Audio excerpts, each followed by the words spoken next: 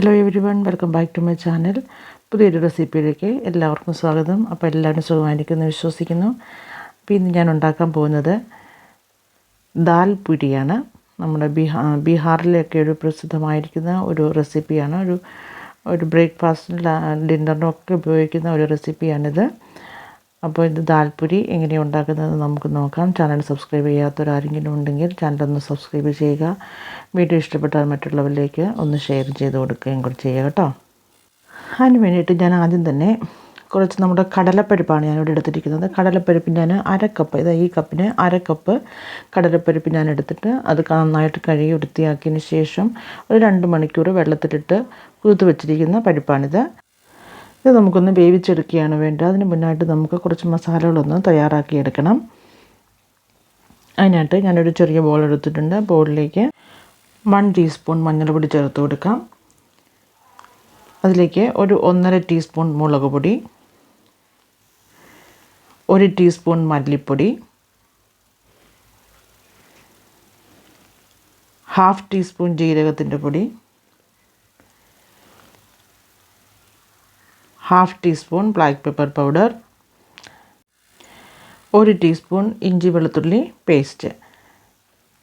ഇനി നമുക്ക് ഇതിനകത്തേക്ക് അല്പം വെള്ളം ഒഴിച്ച് കൊടുക്കാം. വെള്ളം ഒഴിച്ച് കൊടുത്ത് നമുക്കിതൊന്ന് വെറ്റാക്കിയെടുക്കണം, ഒന്ന് നനച്ചെടുക്കണം. ഒത്തിരി വെള്ളം ഒഴിക്കേണ്ട, ശകലം വെള്ളം ഒഴിച്ച് നമുക്ക് ഈ മസാലയൊക്കെ നമ്മൾ എണ്ണയിലേക്ക് ഇടുമ്പം കരിഞ്ഞു പോകാതിരിക്കാൻ വേണ്ടിയിട്ടാണ് നമ്മളങ്ങനെ ചെയ്യുന്നത്. ഇനി ഒരു പാൻ അടുപ്പത്ത് വെച്ചതിന് ശേഷം നമുക്കതിലേക്ക് എണ്ണ ഒഴിച്ച് കൊടുക്കാം. 1 ടീസ്പൂൺ എണ്ണയാണ് ഞാൻ ഒഴിച്ച് കൊടുത്തിരിക്കുന്നത്. എണ്ണ ചൂടായി വരുമ്പോഴേക്കും നമുക്കതിലേക്ക് ജീരകം ചേർത്ത് 1 ടീസ്പൂൺ ജീരകം ചേർത്ത് കൊടുത്തിട്ടുണ്ട്. ജീരകം ഒന്ന് പൊട്ടി വരുമ്പോഴേക്കും നമുക്കതിലേക്ക് നമ്മൾ ഈ നനച്ച് വെച്ചിരിക്കുന്ന മസാല നമുക്ക് ചേർത്ത് കൊടുക്കാം. തീ ഏറ്റവും കുറച്ച് വെച്ചിട്ട് വേണം മസാല ചേർത്ത് കൊടുക്കാനായിട്ട്. ഈ എണ്ണയിൽ നമ്മൾ വേറൊന്നും ചേർക്കാത്തത് കൊണ്ട് ഉള്ളിയോ അങ്ങനെയുള്ള സാധനങ്ങളൊന്നും നമ്മളിതിലേക്ക് ചേർക്കുന്നില്ല. അപ്പം നമ്മൾ മസാല ചേർക്കുമ്പോൾ ഒന്ന് നനച്ചിട്ട് ചേർക്കുകയാണെങ്കിൽ നമുക്ക് ഈ മസാല നമുക്ക് കരിയാതെ നമുക്ക് ഫ്രൈ ചെയ്തെടുക്കാൻ പറ്റും. അപ്പോൾ ഇതിനകത്ത് നമുക്കിതൊന്ന് നന്നായിട്ടൊന്ന് ഫ്രൈ ചെയ്തെടുക്കാം. അതിന് ശേഷം നമ്മൾ കുതിർത്ത് വെച്ചിരിക്കുന്ന പരിപ്പ് നമുക്ക് ഇട്ട് കൊടുക്കാം. പരിപ്പ് നമ്മൾ ഒത്തിരി അങ്ങനെ ഇട്ട് ഇളക്കേണ്ട ആവശ്യമില്ല. നമുക്കിത് വേവിച്ചെടുക്കാനുള്ളതാണ്. നമുക്ക് വെള്ളം ഒഴിച്ച് വേണം ഇത് വേവിക്കാനായിട്ട്. നമുക്ക് 2 കപ്പ് വെള്ളം ഒഴിച്ച് കൊടുക്കാം. ഇത് വേവാൻ ആവശ്യമായിരിക്കുന്ന വെള്ളം നമുക്ക് ഒഴിച്ച് കൊടുക്കാം. ഞാനവിടെ 2 കപ്പ് വെള്ളം ഒഴിച്ച് കൊടുക്കുന്നുണ്ട്. നമ്മൾ കുക്കറിൽ നമുക്കിത് വേവിക്കാം, പക്ഷേ ചിലപ്പോൾ വെള്ളത്തിൻ്റെ അളവ് വ്യത്യാസം വരും. അപ്പോൾ വെള്ളം കൂടിപ്പോയാൽ അത് ഒത്തിരി അങ്ങ് കുഴഞ്ഞിരിക്കും, വെന്ത് വല്ലാതായി പോകും. നമുക്ക് അങ്ങനെയല്ല ഇത് വേണ്ടത്. വെള്ളം ഇൻ കേസ് കുറഞ്ഞു പോവുകയാണെങ്കിൽ അത് കുക്കറിൻ്റെ അടിയിൽ പിടിക്കാനും സാധ്യതയുണ്ട്. അതുകൊണ്ട് നമുക്ക് ഇതുപോലെ കടായിൽ വെച്ച് വേവിക്കുന്നതാണ് നല്ലത്. നമുക്കിത് ഒത്തിരി വേവിച്ച് നമുക്ക് കുഴച്ചെടുക്കേണ്ട ആവശ്യമില്ല. അതുകൊണ്ട് നമുക്കിത് കടായിൽ വേവിക്കുന്നത് തന്നെയായിരിക്കും നല്ലത്. വെള്ളം ഒഴിച്ച് നമുക്കിത് അടച്ച് വെച്ച് ഒരു 10 മിനിറ്റ് സമയത്തേക്ക് നമുക്ക് അടച്ച് വെച്ച് കൊടുക്കാം. ഇടയ്ക്കൊന്ന് തുറന്ന് ഇളക്കി നോക്കണം. ഇതിൻ്റെ വേവ് നമുക്ക് നോക്കണം. നോക്കിയിട്ട് വെന്ത് വരികയാണെന്ന് വരികില്ല. വെന്ത് വരുമ്പോഴേക്കും നമുക്കിതിനകത്തെ വെള്ളം നമുക്ക് നന്നായിട്ട് ഡ്രൈ ആക്കി എടുക്കണം. ഒട്ടും വെള്ളം ഉണ്ടാവാൻ പാടില്ല. പരിപ്പ് ഒത്തിരി വെന്ത് കുഴഞ്ഞു പോകാനും പാടില്ല. അപ്പോൾ ഇതിവിടെ എൻ്റെ ഈ പരിപ്പ് ഇവിടെ കുറേയൊക്കെ വെന്തിട്ടുണ്ട്, ഏകദേശം വേവായിട്ടുണ്ട്. ഇതിനകത്തെ വെള്ളം തീ കൂട്ടിയിട്ട് ഇതിനകത്തെ വെള്ളമൊന്ന് വറ്റിച്ചെടുക്കണം. ഇവിടെ ഇപ്പം ഈ പരിപ്പ് ഇവിടെ റെഡി ആയിട്ടുണ്ട്.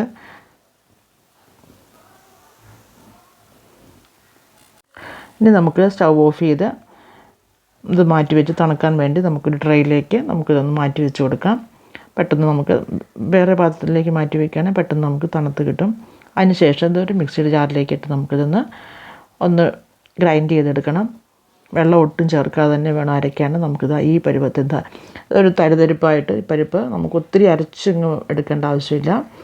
എന്നൊരു തരിതരിപ്പ് ഉണ്ടാവണം ആ പരിപ്പിന് അരച്ച് വരുമ്പോഴേക്കും. അങ്ങനെ വേണം, ഈ പരുവത്തിൽ വേണം അരച്ചെടുക്കാനായിട്ട്. നമുക്ക് കാണാൻ പറ്റുന്നുണ്ടാകും. ഇനി ഇതിലേക്ക് കുറച്ച് മല്ലിയില കൂടി നമുക്ക് അരിഞ്ഞ് ചേർത്ത് കൊടുക്കാം. എല്ലാം കൂടി ഇട്ട് കൊടുത്തതിന് ശേഷം നമുക്ക് നന്നായിട്ട് വീണ്ടും ഒന്ന് ഇളക്കി യോജിപ്പിക്കാം.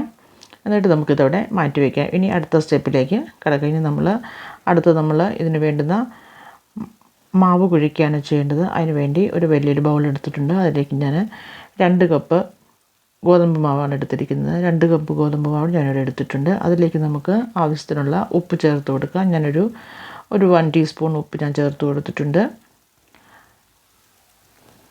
പിന്നെ നമുക്കിതിലേക്ക് ഒരു ടേബിൾ സ്പൂൺ എണ്ണ ചേർത്ത് കൊടുക്കാം. വെജിറ്റബിൾ ഓയിലാണ്, റിഫൈൻഡ് ഓയിൽ നിങ്ങൾ ഏതെണ്ണയാണ് യൂസ് ചെയ്യുന്നത്, വെജിറ്റബിൾ ഓയിൽ അത് തന്നെ ഒഴിച്ച് കൊടുക്കണം. എന്നിട്ട് നമുക്കിതെല്ലാം കൂടി ഒന്നുകൂടെ ഒന്ന് മിക്സ് ചെയ്ത് കൊടുക്കാം. മിക്സ് ചെയ്ത് കൊടുത്തതിന് ശേഷം കുറേശ്ശെയായി വെള്ളം ഒഴിച്ച് നമുക്കിതൊന്ന് കുഴച്ചെടുക്കണം. നമ്മൾ ഒത്തിരി സോഫ്റ്റ് ആക്കേണ്ട. ആട്ട കുഴച്ച് വരുമ്പോഴേക്കും ഒത്തിരി സോഫ്റ്റും ആകാൻ പാടില്ല, എന്നാൽ ഒത്തിരി ടൈറ്റായിട്ടും ഇരിക്കാൻ പാടില്ല. ഒരുവിധം മീഡിയമിൽ നമ്മളിത് കുഴച്ചെടുക്കണം. ടൈപ്പ് ചെയ്ത് കണ്ടോ, ഞാനിവിടെ കുഴച്ചിട്ടുണ്ട്. ഒത്തിരി ലൂസും അല്ല, എന്നാൽ ഒത്തിരി അങ്ങ് ടൈറ്റും അല്ല. നമുക്ക് ഈ പരുവത്തിൽ വേണം ഇത് കുഴച്ചെടുക്കാനുണ്ട്. ഇനി നമുക്കൊരു 10 മിനിറ്റ് ഇതൊന്ന് അടച്ചു വെക്കാം. ഞാനിവിടെ ഒരു 10 മിനിറ്റ് സമയത്തേക്ക് ഞാനിത് അടച്ചു വെച്ചിട്ടുണ്ടായിരുന്നു. അതിനുശേഷം വീണ്ടും തുറന്ന് നോക്കാം. ഇത് മാവ് ഇപ്പോൾ ഒരുവിധം സോഫ്റ്റ് ആയിട്ടുണ്ട്. ഇത്രയും സോഫ്റ്റ് മതി, ഇതിൽ കൂടുതൽ ഇത് സോഫ്റ്റ് ആവാൻ പാടില്ല. എന്നിട്ട് നമുക്കൊന്നുകൂടെ ഒന്ന് കൈയുടെ ഈ പുറം വശം വെച്ച് നമുക്കൊന്ന് ഒന്നുകൂടെ കുഴച്ചെടുക്കാം. ഇനി നമുക്കിത് എങ്ങനെയാണ് ഫില്ല് ചെയ്യുന്നത് നോക്കാം. നമ്മുടെ സ്റ്റഫിംഗ് ഒക്കെ ഇവിടെ റെഡി ആയിട്ടുണ്ടല്ലോ. നമുക്കിനി ഇത് ഒന്ന് ഫില്ല് ചെയ്ത് കൊടുക്കാം. എങ്ങനെയാണ് ഫില്ല് ചെയ്യുന്നതെന്നും കൂടെ നിങ്ങൾ നോക്കുക. ഇത് ചപ്പാത്തിക്കൊക്കെ വലുപ്പത്തിൽ അത് ഇച്ചിരി കൂടെ നമുക്ക് വേണമെങ്കിൽ എടുക്കാം. ഒത്തിരി ചെറുതുമല്ല, എന്നാൽ ഒത്തിരി വലുതുമല്ല. അങ്ങനെ ഒരു ബോൾ നമ്മളെടുത്തിട്ട് നമുക്കിത് കൈവെള്ളയിൽ വെച്ച് നന്നായിട്ട് ഇതൊന്ന് ഷേപ്പ് കൊടുക്കാം. നന്നായിട്ട് എങ്ങും ക്രാക്കൊന്നുമില്ലാതെ നമുക്ക് നന്നായിട്ടിത് ഷേപ്പ് കൊടുക്കണം.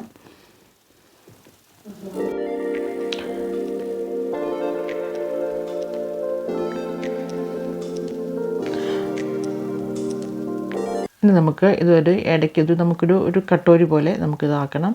ഇനി കണ്ടോ, നടുവിൽ ഇങ്ങനെ ഒന്ന് കുഴിച്ച് കൊടുത്തിട്ട് 4 സൈഡ് ഇതിൻ്റെ ചുറ്റും നമുക്ക് കനം കുറച്ച് നമുക്ക് എടുക്കണം. നടുവിൽ ഒത്തിരി കനം കുറയ്ക്കരുത്. നടുഭാഗത്ത് നമുക്ക് സ്റ്റഫിങ് വെക്കാനുള്ളതായതുകൊണ്ട് നടുഭാഗം ഒത്തിരി അങ്ങ് കുഴിച്ച് കൊടുക്കരുത്. ഇതിൻ്റെ ചുറ്റുപാടും ഒന്ന് കനം കുറച്ച് ഒന്നൊരു കട്ടോരി പോലെ ആക്കിയെടുക്കാം. അതിലേക്ക് നമുക്ക് 2 ടീസ്പൂൺ നമ്മുടെ ഈ സ്റ്റഫിങ് വെച്ച് കൊടുക്കാം. എന്നിട്ടിതാ ഇതുപോലൊന്ന് പ്രസ് ചെയ്ത് കൊടുത്തിട്ട് മാവിനകത്തേക്ക് നല്ലപോലെ നമ്മുടെ ഈ മസാലയൊക്കെ ഒന്ന് ഇറക്കി വെച്ചതിന് ശേഷം ഇതുകൊണ്ട് ഞാൻ എൻ്റെ കൈയുടെ 2 വിരൽ വെച്ചിട്ടാണ് എല്ലാം ഇടയ്ക്ക് വെച്ച് നമുക്കിത് നന്നായിട്ട് പ്രസ് ചെയ്ത് നമുക്കിത് ക്ലോസ് ചെയ്യാം. എന്നിട്ട് ക്ലോസ് ചെയ്തതിന് ശേഷം കൂടുതലായിട്ട് മാവ് എക്സ്ട്രാ നിങ്ങൾക്ക് കാണുന്നുണ്ടെങ്കിൽ അത് നമുക്കതങ്ങ് നുള്ളി മാറ്റാം. എന്നിട്ട് നമ്മുടെ കൈവെള്ളയ്ക്കകത്ത് വെച്ച് നന്നായിട്ട് ഇത് പ്രസ് ചെയ്ത് നമുക്കിത് ഒന്നുകൂടെ ഷേപ്പാക്കി എടുക്കണം. നിങ്ങൾ കാണുന്നുണ്ടാവുമല്ലോ, കണ്ടോ, ഒട്ടും ക്രാക്കാവത്തില്ല. നന്നായിട്ട് നമുക്കിത് കൈവെള്ളയിൽ വെച്ച് നന്നായിട്ട് നമുക്കിത് ഉരുട്ടിയെടുക്കണം. അപ്പോൾ ഇത് ഒട്ടും ക്രാക്കാകാതെ നമുക്ക് കിട്ടും. എന്നിട്ട് ഇതൊന്ന് നമുക്കിത് കൈവെള്ളയ്ക്കകത്ത് വെച്ച് തന്നെ നമുക്കൊന്ന് അല്പം ഇതുപോലെ ഒന്ന് ഷേപ്പാക്കി കൊടുക്കാം. ഇങ്ങനെ ഞാൻ 3-4 എണ്ണം ഫില്ല് ചെയ്തിട്ടുണ്ട്. എന്നിട്ട് നമുക്കിത് ഫ്രൈ ചെയ്യാൻ തുടങ്ങാം.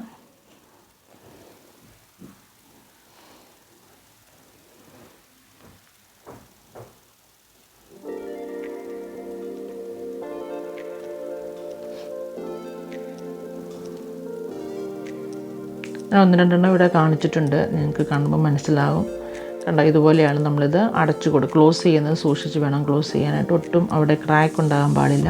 ക്രാക്ക് ഉണ്ടായി കഴിഞ്ഞാൽ നമ്മുടെ ഈ പൂരി നമുക്കിതിങ്ങ് എണ്ണയ്ക്കകത്തേക്ക് ഇടുമ്പോൾ അത് ഇങ്ങ് ഓപ്പണായി പോകും. ഓപ്പണായി കഴിഞ്ഞാൽ പിന്നെ അതിനകത്തെ മസാല എല്ലാം വെളിയിലേക്ക് വരും. അപ്പോൾ നന്നായിട്ടിത് നമ്മൾ ക്ലോസ് ചെയ്യണം. ഇനി അല്പം നമ്മുടെ ചപ്പാത്തി പലയിലിട്ട് അല്പം ഒരു ആട്ടയൊന്ന് തൂക്കി കൊടുത്തതിന് ശേഷം നമുക്കിതൊന്ന് പരത്തിയെടുക്കാം. ഒരു ചപ്പാത്തിയുടെ വലുപ്പത്തിലോ അല്ലെങ്കിൽ അത് ചെറുതായിട്ടോ നിങ്ങൾക്ക് ഇഷ്ടമുള്ള പോലെ അത് പരത്തിയെടുക്കാവുന്നതാണ്. ഇത് ഇച്ചിരി കനത്തിൽ തന്നെ കട്ടിയായിട്ട് തന്നെയാണ് ഈ പൂരി ഇരിക്കുന്നത്. ഒട്ടും കനം കുറഞ്ഞിട്ടല്ല, ഇതിന് ഇച്ചിരി കട്ടി ഉണ്ടാകും. നമ്മൾ 1-2 എണ്ണം കഴിച്ച് കഴിയുമ്പോൾ തന്നെ നമുക്ക് വയറ് നിറയും. അതുപോലെ ഇച്ചിരി കനത്തിലാണ് ഇതിനകത്ത് ഇരിക്കുന്നത്, സ്റ്റഫിംഗ് ഒക്കെ ഉള്ളതുകൊണ്ട്. എന്നിട്ട് നമുക്കിത് ഇതുപോലെ നമ്മൾ റോളിങ് പിൻ വെച്ച് ഒന്ന് പരത്തി കൊടുക്കാം. ഒത്തിരി പ്രസ് ചെയ്ത് നമ്മൾ പരത്തരുത്. ഒത്തിരി പ്രസ് ചെയ്ത് കഴിഞ്ഞാൽ നമ്മൾ പൊട്ടിപ്പോവും. അതായത് ഇത്രയും കനത്തിൽ വേണം ഇതാണ് ഈ കനത്തിലാണ് ഞാൻ ഉണ്ടാക്കിയിരിക്കുന്നത്. കാണുന്നുണ്ടാവുമല്ലോ അല്ലേ.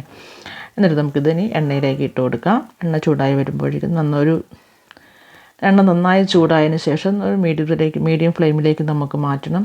ഇത് നമ്മൾ വേവിച്ചെടുക്കാനുള്ളതാണ്. വേവാതെയാണല്ലോ നമ്മൾ എണ്ണയ്ക്കകത്തേക്ക് ഇടുമ്പോൾ നമുക്കിത് വേവിച്ചെടുക്കണം. അതുകൊണ്ട് ഇച്ചിരി സമയമെടുത്ത് തന്നെ നമ്മളിത് വേവിക്കണം. നന്നായിട്ടിത് പൊള്ളി വരും. പൂരിയൊക്കെ പൊങ്ങുന്നത് പോലെ തന്നെ സ്റ്റഫിങ് ഉണ്ടെങ്കിൽ പോലും നമുക്കത് പൊള്ളിച്ചെടുക്കാൻ പറ്റും. കണ്ടോ, ഇങ്ങനെ പ്രസ് ചെയ്ത് കൊടുത്താൽ മതി, നമുക്കിത് നന്നായിട്ട് പൊള്ളിച്ചെടുക്കാൻ പറ്റും. കണ്ടോ,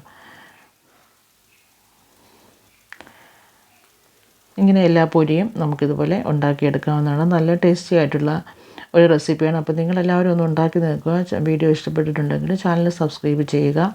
റെസിപ്പി മറ്റുള്ളവരിലേക്കൊന്ന് ഷെയർ ചെയ്ത് കൊടുക്കുക. ബെല്ലൈക്കൺ കൂടി ഒന്ന് പ്രസ് ചെയ്യുക. ഞാനിടുന്ന വീഡിയോയുടെ നോട്ടിഫിക്കേഷൻസ് നിങ്ങൾക്ക് ലഭിക്കുന്നതായിരുന്നു. സബ്സ്ക്രൈബ് ചെയ്തിട്ടുള്ളവരൊക്കെ എല്ലാവരും ഒന്ന് കാണുക വീഡിയോ. കാണാതെ എനിക്ക് വ്യൂസ് ഉണ്ടാകത്തില്ല. അതുകൊണ്ട് സബ്സ്ക്രൈബ് ചെയ്തിട്ടുള്ളവരൊക്കെ ഒന്ന് വീഡിയോ കാണാൻ ശ്രമിക്കുക. നോട്ടിഫിക്കേഷൻസ് കിട്ടുന്നില്ലെങ്കിൽ ബെല്ലൈക്കൺ പ്രസ് ചെയ്യുക. അപ്പോൾ നിങ്ങൾക്ക് നോട്ടിഫിക്കേഷൻസ് ലഭിക്കുന്നതായിരിക്കും. അപ്പോൾ നിങ്ങൾ വീഡിയോ കാണുക. വീഡിയോ ഇഷ്ടപ്പെട്ടിട്ടുണ്ടെങ്കിൽ മറ്റുള്ളവരിലേക്ക് ഷെയർ ചെയ്യുക. അതായത് കണ്ടോ, ഇതിനകത്ത് സ്റ്റഫിംഗ് ഒക്കെ അതുപോലെ ഉണ്ട്. എല്ലാം കണ്ടോ, നല്ല ടേസ്റ്റി ആയിട്ടുള്ള ഒരു റെസിപ്പിയാണ്. ബ്രേക്ക്ഫാസ്റ്റിനും ഒക്കെ കഴിക്കാൻ പറ്റിയ ഒരു റെസിപ്പിയാണ്. ഇതിൻ്റെ കൂട്ടത്തിൽ നമുക്ക് ചെറുതായിട്ടൊരു ഉരുളക്കിഴങ്ങിൻ്റെ കറിയോ അല്ലെങ്കിൽ റായ്ത്തയോ അല്ലെങ്കിൽ അച്ചാറോ ഒക്കെ കൂട്ടി നമുക്കിത് കഴിക്കാവുന്നതാണ്. അല്ലെങ്കിൽ ചട്നി എല്ലാം ചേർത്ത് നമുക്ക് കഴിക്കാൻ പറ്റും. കുട്ടികൾക്കൊക്കെ ഒത്തിരി ഇഷ്ടമാകും. അപ്പം നിങ്ങൾ ഉണ്ടാക്കി നോക്കുക. ഇനി വേറൊരു റെസിപ്പിയുമായി വീണ്ടും കാണാം. അതുവരെ എല്ലാവർക്കും നമസ്കാരം. Thank you for watching. Love you all. Okay, by.